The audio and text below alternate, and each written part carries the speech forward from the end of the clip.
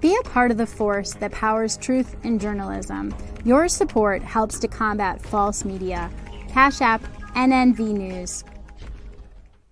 The nation must acquire land. Production of food, clothing, and shelter. Freedom is independent agriculture. Farming is the engine of the nation. Greetings. This is Patrick Muhammad with the Engine of the Nation report on National Network View. Here's today's report from Sister Crystal X. Greetings. This is Crystal X with National Network View. Droughts have been a scourge on our planet throughout the ages, hitting people where it hurts most by depriving them of food and water. They are a devastating natural disaster, causing over 11 million deaths since the 1900s and affecting a further 2 billion people. To be aware is to be alive. Our nation has been instructed to eat 1 meal per day, also to practice the institution of fasting. Begin the work of cultivating your own garden, to grow food and to store food for your family. Anytime you're growing any type of vegetable, don't forget that you have methods by which you can save your vegetables. You can, you can dehydrate, or you can freeze dry. And I recommend all three so that you don't lose your food. And of course, sell the excess always. But this is something you can do to save your vegetables. As a point of reference, the Ball brand has a preserving starter kit with everything you need to start canning your food. Thank you for tuning into NNV News. Please share your thoughts with us in the comment section below. Follow us on social media at NNV News, and please subscribe to our YouTube channel, National Network View. This is Crystal X with NNVnews.com. And thank you for this report, Crystal X. And welcome to Engine of the Nation. We're excited because today we have part 2 of our interview with Brother Malik Yakini. Brother Malik, welcome back to Engine of the Nation. Peace, Brother Patrick. It's a pleasure to be here. Yes. How have you been the last few weeks? I mean, generally, I've been well. I'm concerned about the state of the world. I'm concerned about the state of our people. I'm concerned that the violent white supremacists that we saw attack the Capitol could easily be whipped into a frenzy to attack a Black community or Black interest. And more ominously, even though we might not be seeing those overt attacks, we can rest assured from our state of history that there are efforts underway that are not visible to undermine our work towards creating Black self-determination. Yes, sir. And the time that we live in now, we have to stay on high alert. So you are right and exact that we must continue to keep our eyes open and don't be lulled to sleep during this time. That's right. Speaking of self-preservation, for our viewing audiences just getting this first interview, they don't know what we talked about first time. Give us a little history about you and the food space. Well, I'll start by saying that I'm executive director of the Detroit Black Community Food Security Network, an organization that was founded in 2006. We are concerned about, frankly, we're concerned about Black folks being able to feed ourselves. We're concerned about breaking the dependence that Black people have on white people, Arabs, and others who own the retail stores in our community and sell that food to us in order for us to survive. And often, because what we sometimes call anti-Blackness is an international phenomenon, that even people coming from other parts of the world have a despise for Black folks born here in America.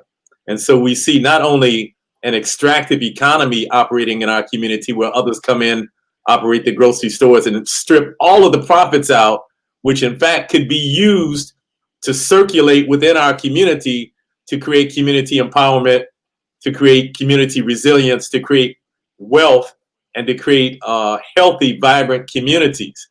But not only that, but we often see, because of this anti-Blackness, we see extreme disrespect of Black men, women, and children in many of these stores in our own neighborhoods. And so we were concerned about that. We're also concerned about the health of our people, and we're concerned about the fact that Black folks suffer from rates of disease that are usually higher than any other segment of the population. And one of the things that contributes to these diseases is our diet. And so we're concerned about making sure that not only do our people have access to food, but we have access to food that is grown organically, that is nutrient dense, and that is grown in a way that is conscious of our stewardship of the planet. Yes, sir. Yes, sir. Thank you. And from our previous episode, we talked about the difference between the food desert and food apartheid. And so, do you mind sharing the difference with our viewing audience? Sure. For the last 15 years or so, this term food desert has become popularized. It really originated in the United Kingdom and the UK in the post-World War II era. And then it was really popularized around 2006, 2007 by a researcher out of Chicago named Mari Gallagher. The USDA has adopted this term, and so we see many people using it now. But many of us have stopped using that term for a number of reasons. One, it's not a term that we have chosen to define our own situation. It's a term which has been imposed on our community from the outside. And we very strongly believe that it's important for Black people to define ourselves, you know, in every way, both in terms of our names, in terms of our lifestyles, in terms of our vision for the future, and in terms of the language that we use to describe our situation. The other reason we feel this term food desert is inadequate is because most people think of a desert as being a naturally occurring ecological system. And there's nothing natural about the disparity that we see in access to food in Black communities, brown communities, and poor white communities. In fact, we could go so far as to say these disparities were intentionally engineered. They were designed. And, you know, we know a lot about redlining in Black communities. We know a lot about major grocery stores closing shop in Black communities and moving to suburban areas. And so we have a tremendous challenge in our community in terms of both accessing food, in terms of the profits that are derived from the food, and also in terms of our general state of health because of the often inferior food that we're eating. Absolutely, absolutely. Can you describe? Go right ahead. Go right ahead.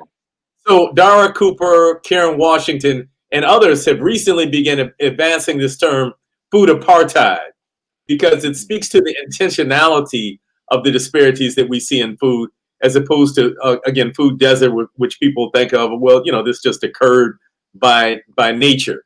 And so many of us are using that term food apartheid to describe the situation we find ourselves in. Now, Brother Malik, I want to make sure the audience hears the cadence in your response when we're talking about food.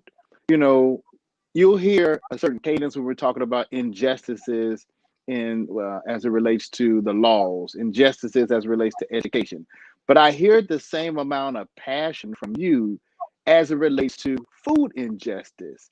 Can you share with the community the importance of this fight and why we don't know that there's a food injustice? We think that what we have is what we're supposed to have. Have we been dumbed down to what quality food and where food should come from and look like? Well, I'll answer that question in two parts. One, people in the United States of America generally, I think, have been misled about what foods we need for optimal health.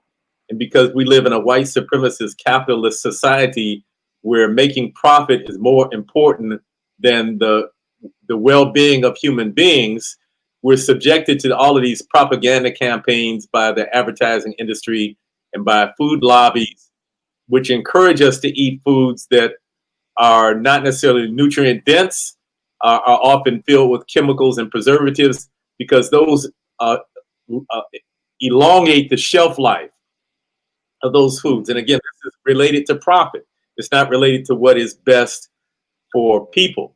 But also, as I said last time I appeared on the show, I trace my roots in this work directly to the Nation of Islam. And I think anybody who is honest about assessing the struggle for Black food sovereignty in the United States has to point to the Nation of Islam as a forerunner. Because very, very early on, the Honorable Elijah Muhammad was teaching our people about, one, the need to eat better, to eat to live, in fact, and two, about the importance of creating our own farms and growing our own food so that we can break this pitiful dependence that we have on others. And so we continue to build on that work, and it continues to be important in this century that Black people begin to put in place the mechanisms that we need to become food independent, so that we figure out how to grow Black food and get Black grown food on Black plates, and so that we figure out how to take the money that is generated from the growing and the selling of this food and circulate that within our communities, as opposed to this extractive economy that we often see functioning in our communities now. So food justice, or making sure that our communities have access to high quality food, is one of the basic has to be one of the basic elements of our struggle. There's nothing more important to living a vibrant, healthy life than having high quality food.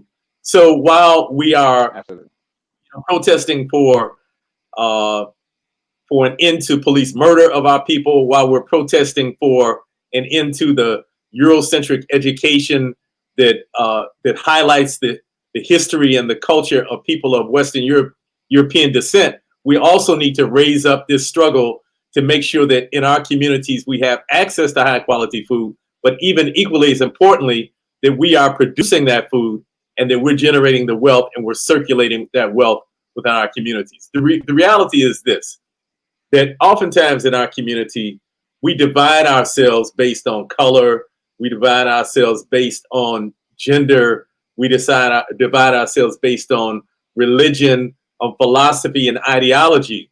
And so I have friends who are in the Nation of Islam, I have friends who are 5%ers, I have friends who are Moors, I have friends who are Rastas, I have friends who are Christian, friends who are Muslim. And a lot of times those differences impede us working together.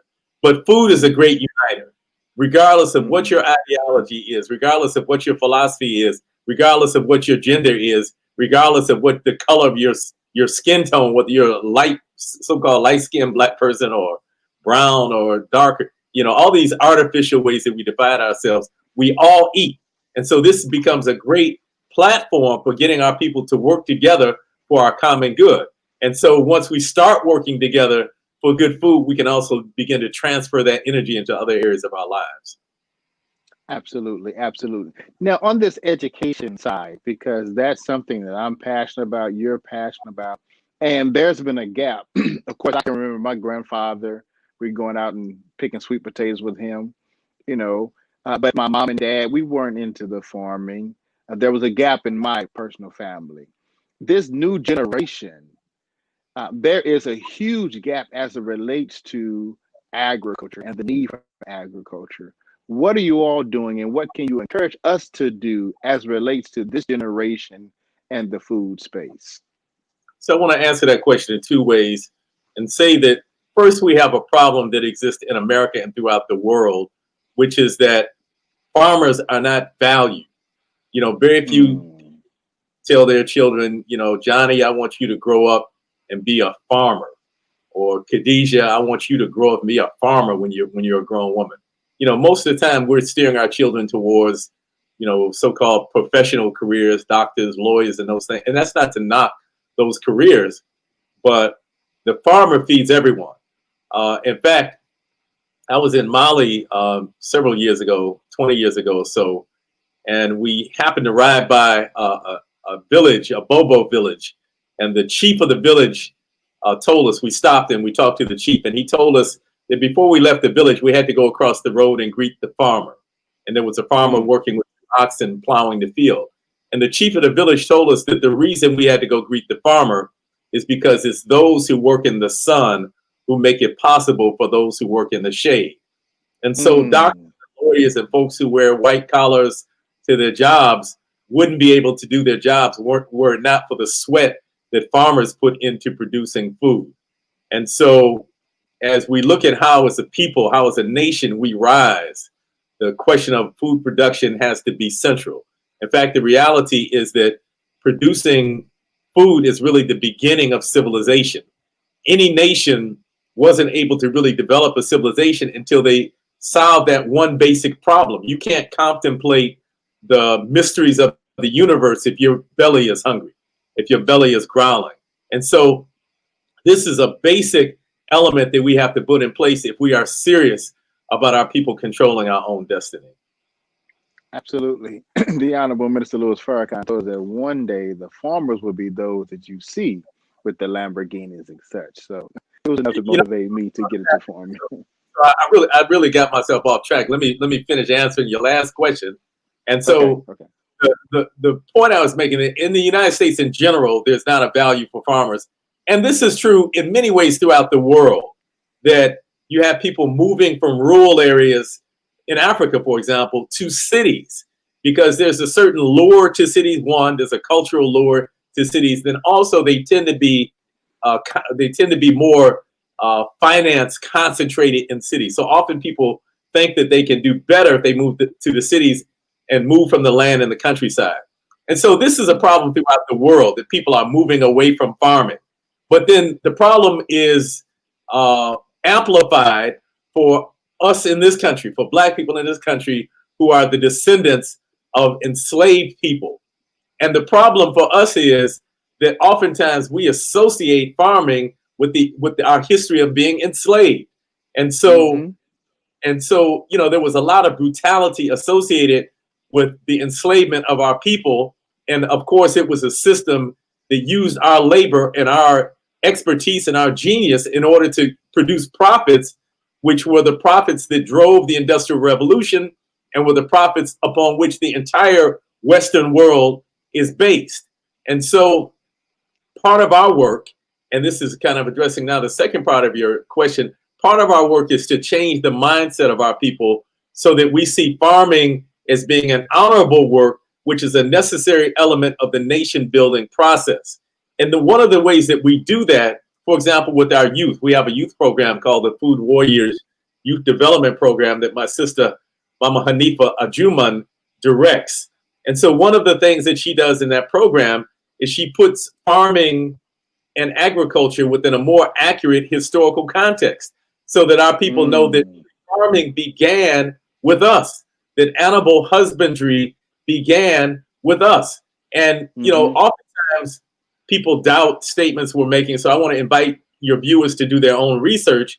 And one of the books I would suggest they research is Blacks in Science by Ivan Van Sertima. It talks about some of the early farming that occurred along the banks of the so-called Nile River. So by putting farming more in its true historical context, our people can see that we're involved in this work, not just as a result of being captured, brought to the so-called Western Hemisphere and being forced to work as enslaved laborers, but we were doing farming long before Europeans ever came to Africa to capture our ancestors. The other thing that we do is we reframe farming so that we can see it, our people can see it as being an act of self-determination. Instead of being an act that exploits our labor and our expertise to make money for the white global system of power, that we are then using that same labor and that same expertise and that same genius to produce food for the empowerment of our own people. So those are the two ways that we really try to change this mindset that impedes us from getting into farming. Absolutely. Look, until we're just getting warmed up. Thank you for that answer, Brother Malik. We're going to pause for just a second for our ad from the Final Call newspaper. Be a part of the force that powers truth in journalism. Your support helps to combat false media. Cash App, NNV News. Greetings. This is Tarika Shakir Muhammad with National Network View. This week's Final Call cover story talks about the presidential inauguration, an American insurrection, threats to national security, and the loss of national unity. Uneasiness, fear, and division plague the United States at a critical hour. Can America survive? Will there be war at the Capitol? To read more, please subscribe to FinalCallDigital.com and tune in to Final Call Radio.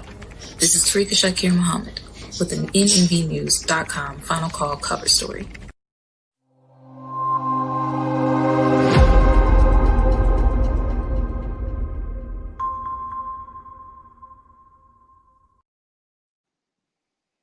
And thank you for that report and welcome back. We are here with Brother Malik Yakini. Brother Malik, what sense of urgency would you recommend that Black America have right now? I think we need to be urgent about our own survival and development. And we need to be urgent about figuring out how we take our minds, our energies, our efforts, and our dollars from the very systems that are oppressing us, and how we put our minds, energies, activities, and dollars into those things that are building Black self-determination. So while certainly the US president who was inaugurated today is less brutal and perhaps less inhumane than the previous president, he is not our savior. Let's be clear about that. And he is still the president of the racist, sexist, imperialist United States government.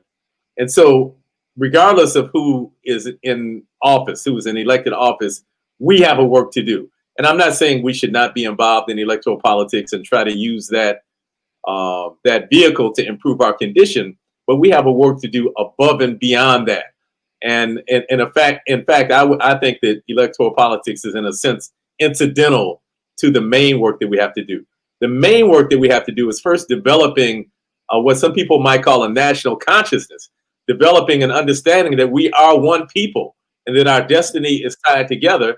And thus we have to put energy into developing those institutions and organizations in our community that encourage our people to work together for our common benefit, to build what some people call group economics. Dr. Claude Anderson calls group economics, understanding that in this country that the only way you get something is by working together collectively.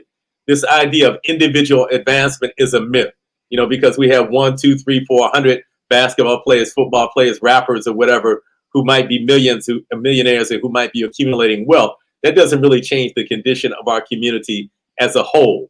And so if we're going to change the condition of our community as a whole, it can only be done collectively. And so developing this collective consciousness is, I think, the most urgent need that we have. And then as we develop that collective consciousness, linking up with other Black people who also have a similar vision for the future, who have a desire for Black sovereignty, for Black self-governance, and begin to actually put in place to build, the vehicles that we need in order to have a self-determining future. Oftentimes among young people, we talk about, let's build. And usually what people mean by that is let's have a conversation, right? But in addition to the conversation, we need to actually be building the institutions that we need for our own survival. And speaking of those institutions, can you give us some guidance if we have those that are ready to begin the work in other states? Could you give us some guidance on what steps they should begin to take to do what you are doing, what Brother Rashid Nuri and Truly Living Well are doing? What steps would you give? And then the second part of that, talk about the group economics and the collective effort and the new project that you all have in Detroit. Sure. So the first thing I would recommend people do is they connect with the national organization that we're a part of, which is called the National Black Food and Justice Alliance, the National Black Food and Justice Alliance, which is headed by my sister, Dara Cooper, an incredible organizer and an incredible visionary.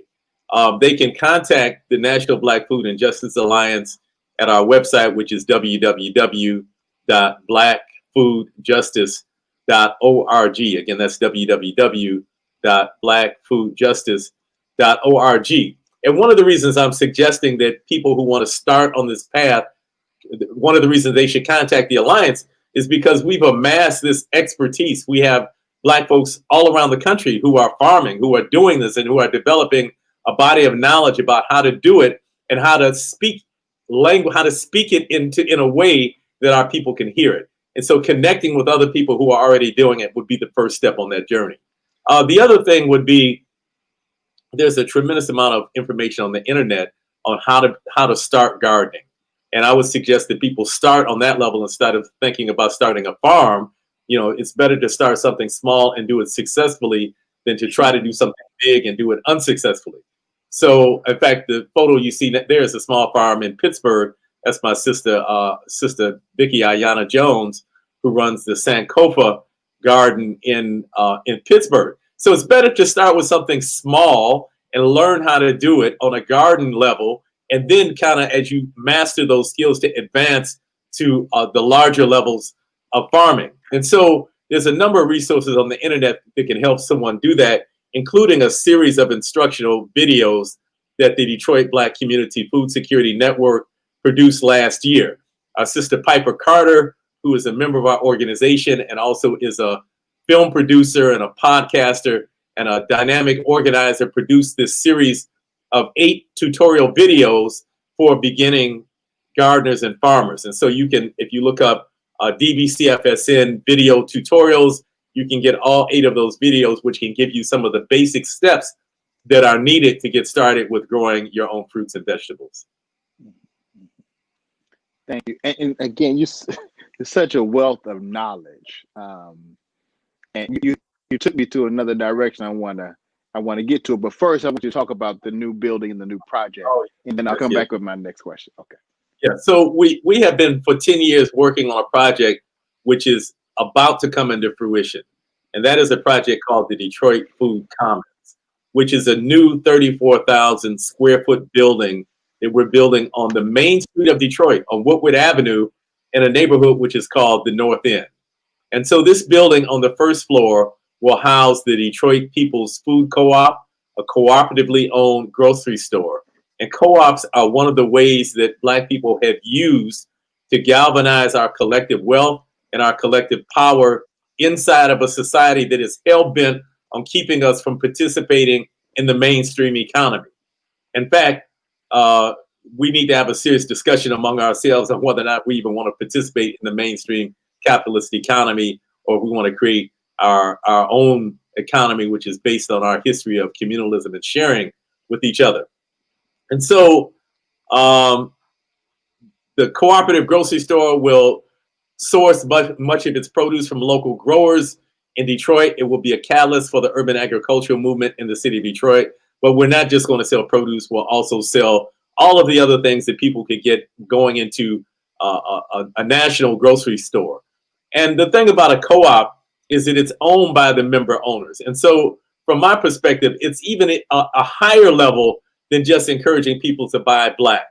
Because you can have a person who's a business owner who's identified as a Black person, but they can have a white mind, right? Essentially, they can be a Black person who is still working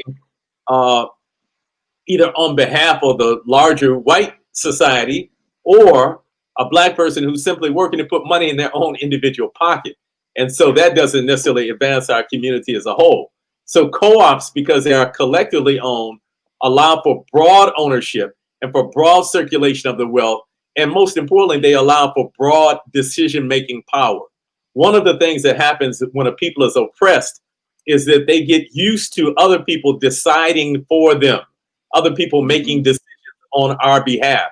In fact, sometimes we even accept this idea that, you know, the minister, the preacher has, you know, the key to our spirituality, or that the teacher has the key to our education, or the doctors hold the key to our health. And again, this is not to diminish any of those professions, and certainly all of those professions can be helpful in us achieving a healthy, vibrant life. But ultimately, we're responsible for our own spirituality. We're responsible for our own educational growth, and we're responsible for our own health. And so being able to, within a democratic structure, which a co-op is, to make decisions with other residents in our communities about our own collective self-interest, we think is an important step towards creating a society where we're determining our own destiny. And so co-ops are democratic. There's one person, one vote, and it allows us to build our muscles, our democratic. When I say democratic muscles, I'm not talking about like the Democratic or Republican Party where you can vote for. That's not the kind of democracy I'm talking about. I'm talking about a grassroots democracy where on a community level, we are making decisions and setting policies about what is in our own best interest. And then at the end of the year, any year the store is profitable because the member owners are actually owners of the business. They can vote themselves a share of those profits, or they can vote to plow those profits back into the store, or they can vote to donate those profits to another community effort. And so the entire first floor of the building will be occupied by the Detroit People's Food Co-op. The second floor of the building will house 4 incubator kitchens, 4 kitchens, two smaller kitchens and 2 larger kitchens, which can be used by food entrepreneurs who are developing products perhaps now in their kitchens that they're selling to people who would like to be in a licensed environment where they can now sell it to retail outlets and sell more openly. You know, we have sometimes what we call in the Black community, or sometimes what is labeled the shadow economy. We got plenty Black folks who are doing all kinds of things to make money who are not part of the mainstream so-called legitimate economy. And so this is a way, and I'm not against that, by the way. I think that's an important part of our economic development. But but that limits us. And so when you're able to then operate so-called legally, and I say so-called because, you know, for me, the whole establishment of the United States is illegal. And so that's a whole nother discussion. But if we're going to operate so-called legally, and then we can kind of take the business to the next level. So these kitchens will afford Black entrepreneurs and other entrepreneurs, we're going to rent it to anyone who wants to pay, the opportunity to prepare foods in a licensed environment. Also on the second floor, we're going to have a 5,000 square foot community meeting space. One of the things that we've seen over the last several years is that many times when Black folks want to have a meeting or want to have a conference, we end up having to go to a facility owned by somebody else and pay somebody else in order to have a meeting about Black self-determination. And so this will give us a space that we can hold many of the meetings and lectures that are held in our community to raise our consciousness. And then finally, we're going to have offices for the Detroit Black Community Food Security Network in the Detroit Food Commons. So it's about a $13 million project. We're expecting to begin construction on it within the next few months. We started work on it 10 years ago. We were extremely naive. We thought we'd have it done in about 2 years. And we realize now there's a lot of steps in the development process. There's a lot of complication when you're dealing with city governments. And so we have persevered. We are almost at the finish line, and we're looking forward to beginning construction sometime this year. So that is awesome. I look forward to when the time comes where we can travel more freely to come and visit and witness it firsthand. Absolutely. Now, I'm going to set you up for this next question because I'm going to challenge your mental database with this virtual world that we're living in. As I was getting started in my journey to farming, you know, there was on my hand, I could count the 3 or 4 farmers, and I only got 4 or 5 recommendations of where to go. I want you to help us by taking us on a virtual journey. Now, our viewers, you got to do your own research once we go there, but talk to us, Brother Malik, about where around the country where you can recommend other like minds, other farmers, other thought makers in the ag space, and kind of give us that virtual tour of the country. Like wherever they are, this is who you should go visit. This is who you can study from, and kind of go from there. So take us all around. You can even take us international, but they're going to have to do their own research, but you're going to give us a head start. I'm going to start in the ATL where you are. And I'll say, first of all, I've heard very good things about the farm that you operate. And so you would be a resource that people should connect with. My understanding is that you're primarily raising animals. And although personally I'm a vegan, the reality is that most of our people eat meat. And so if we're going to eat meat, we should be raising and producing that meat. I would also suggest in Atlanta that people check out my elder and my teacher, Baba Rashid Nuri, who was one of the founders of Truly Living Well Center for Natural Urban Agriculture. He's since retired from that, but he's still in the Atlanta area and has a wonderful book out that people can read called Growing Out Loud, and also does lectures all around the country prior to COVID, but can be available for virtual lectures. And also in Atlanta, we have the Shamba Cultivating Grounds, led by my brother Ras Kofi and Sister Yananga. We have also in Atlanta a Patchwork Urban Farm. We have headed by Sister Jamila. We have the Habasha, which, in addition to doing farming and gardening in the Atlanta area, also takes young people to Ethiopia and young people to Ghana on a regular basis. And so they're doing incredible work. So that's just in Atlanta. And there's many other folks. Our brother Eugene Alala, I want to shout him out, who always advises us to grow where we are. He's also in Atlanta, and many other folks are right there in the ATL.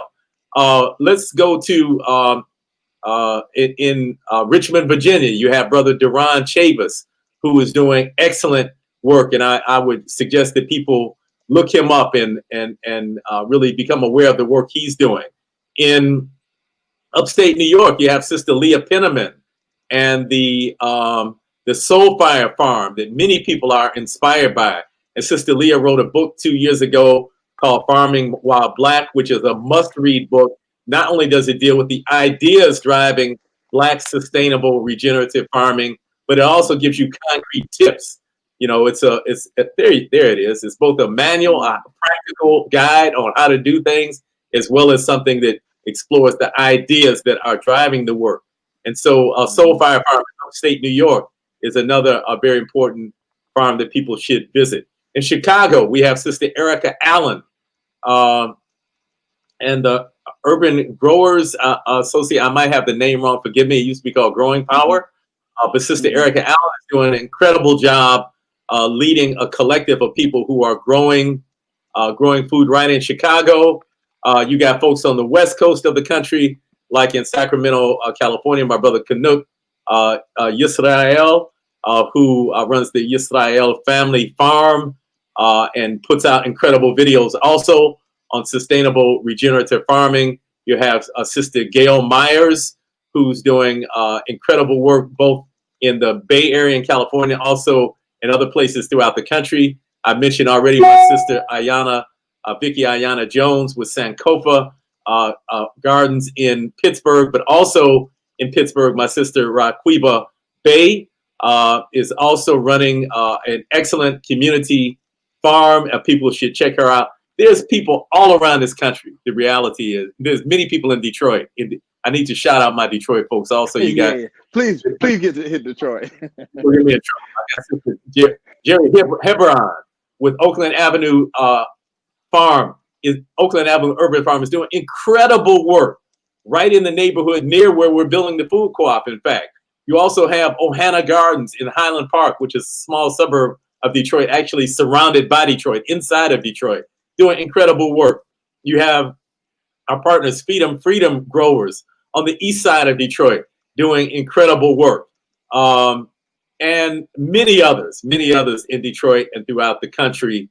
And of course, the organization that I lead, the Detroit Black Community Food Security Network, operates the 7-acre D-Town farm, which you're showing some pictures from right now. Mm-hmm. And thank you for that. And, you know, I know you can handle it. That's why I put you on the spot. But I asked that question because many say, well, I don't know who to talk to. There's no one in my community. No, there are farmers that look like us all over the country, and desire feeds the will. All you have to do is want to do it and take two steps, and there's somebody right there with you.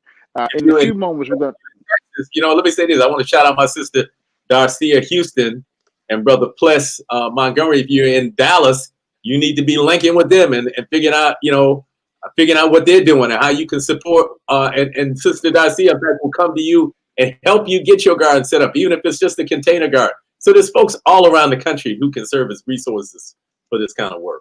And even, everybody's not going to get in the garden. I'm going to wrap this up, Brother Patrick. Everybody's not going to want to put their hands in the soil, but there's all kind of other aspects of this food system work that people can do. This food has to be distributed.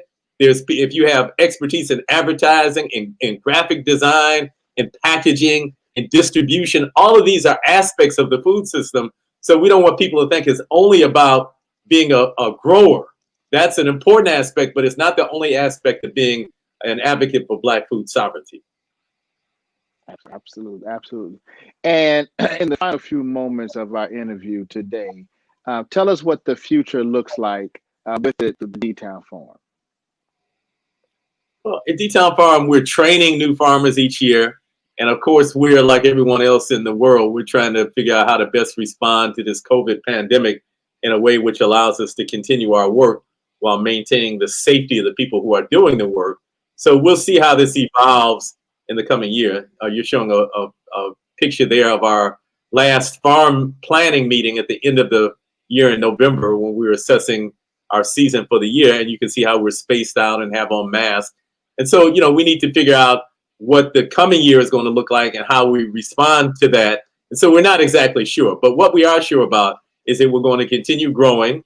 We're going to continue to the extent we're able to, bringing other people into the fold and teaching them the skills that are necessary for urban agriculture. We're going to continue providing topsoil, raised bed seeds to other people, other Black folks in Detroit, so that they can start smaller gardens wherever they are. We really want this to become part of our culture, not just where people come to our farm, but where people see the responsibility of growing food as being a collective responsibility for our people and of circulating that money for our collective well-being. Absolutely, absolutely. Well, we're going to go right to one more ad and then we'll come back to some final statements from Brother Malik, and then we're going to end the show for the day. We're so excited. I'm so full from what you have given. I'm taking notes all over the place. But right after this ad, we're going to come right back with our final thoughts with Brother Malik Yakini. National Network View was recently banned from the media platform YouTube.com. Within 12 hours, the NNV IT department quickly sprung into action with an independent service system to back NNVnews.com. The nation's news network is now streaming content 24 hours a day, 7 days a week. As we extend gratitude for the believers' financial support through donations, this media activism will not stop. Please continue to be a part of a force that powers truth in journalism. Your support helps to combat false media. Donate to NNV News. This is Clifton Muhammad with National Network View.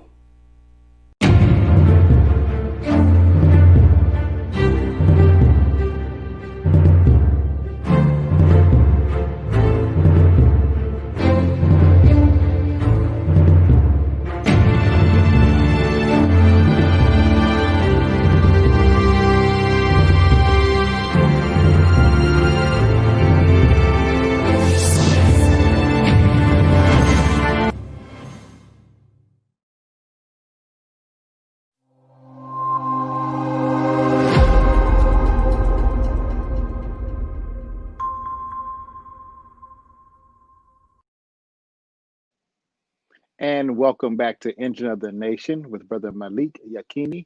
Brother Malik, as we get ready to end this episode, because look, I'm going to do a series with you because there's so many. We didn't even dip into the education bucket today like we want to. So there's another episode. But for the homework for our viewers today, can you just give us some basic homework as relates to, hey, I don't know where to get seeds from. Hey, I don't know where to start looking as relates to grants, and just some references that you can point our viewers to begin to grow where they are. Well, I would again suggest they reach out to the Detroit Black Community Food Security Network, and our website is on the screen, www.dbcfsn.org. And you can, if you have specific questions, if you're trying to find specific seeds, I can point you to a place that you can get them. I would suggest that people support Southern Exposure Seed Exchange, which is operated by an elder Black sister who's been doing this for a number of years, and we should give her as much support as we can. Again, Southern Exposure Seed Exchange. I would again suggest highly that people connect with the National Black Food and Justice Alliance, and that website is www.blackfoodjustice.org. And you can reach out to the Alliance and tell us where you are and perhaps we can connect you with other people who are already in your region. And then finally, I would suggest that people look on the internet for the instructional videos that DBCFSN has done, the tutorial videos for basic growers. And there's a wealth of information in those videos. Awesome. Again, thank you, Brother Malik. It's always an honor to have you on our show. I really can't wait to get up there, and then likewise host you down here in Atlanta, so you can bring and share some wisdom and guidance as we continue to work in this space, because this is the space that's necessary to sustain and maintain our community. So thank you again, Brother Malik. And last thing, I always like to ask this question: if we can help, what are some things that you and your organization may need? Because there might be someone watching our show that has that open checkbook or an open heart and know how to point people your direction. If there's something, what would you say would be beneficial to you and your organization? Well, we have a program going on now called the Sustainers Program, where we are seeking to identify 100 people across the country who are able to and willing to donate $60 per month via automatic deduction, a recurring payment from their credit or debit card. And that 100 people donating $600 a month gives us a base of $60,000 that we know we have, regardless of what else happens, what happens with grant funds, what happens with sales of the produce, so that if we find ourselves in a tight situation, we can keep it moving. And so they can become a sustainer for the Detroit Black Community Food Security Network by, again, going to our website, dbcfsn.org, and clicking on the button that says Become a Sustainer. We know everybody is not able to give $60 a month. And so even if you're not able to do that, we accept donations of any amount. And again, you can do that by going to our website, www.dbcfsn.org. I wondered, Brother Patrick, if I got 20 seconds to give a shameless plug for the music that I play in the band that I play in. Hey, I saw the guitar. I was going to go for episode number 3 to start talking about the guitar amplifier in the background, but take it away. There's several guitars back there. So in addition to farming, I lead a band in Detroit called Mollywop. And, Mollywop is kind of slang to smack somebody upside the head. So this is metaphorical language. We're not actually smacking people, but we're smacking them with this red hot consciousness. And so we have an album called Stand Up that's available on all streaming services. We have a video concert, in fact, that we did because we can't perform live these days.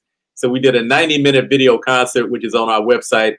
And the website for Mollywop is www.mollywopjams.com. And that's spelled MOLLYWOPJAMS.com. So not only do we need people who are growing food and who are educators, but we have to have music and culture as part of this revolution as well. Absolutely. A man of many talents. That's what a God is. Congratulations and continue to success to you and yours. And I can't wait to go ahead and download my version of the Mollywop music so I can jam right here in your faith forums. Again, thank you, Brother Malik. Stay safe and your family. And again, thank you for tuning in to NNV News. Please share your thoughts with us in the comment section below. Follow us on social media and please subscribe to our YouTube channel, NNV News. This is Patrick Muhammad with Engine of the Nation signing off from NNV News. Take care. Be a part of the force that powers truth in journalism. Your support helps to combat false media. Cash App, NNV News. It's a truth universally acknowledged. That doesn't make me racist. The decline. Greetings, this is Clifton Muhammad with National Network View.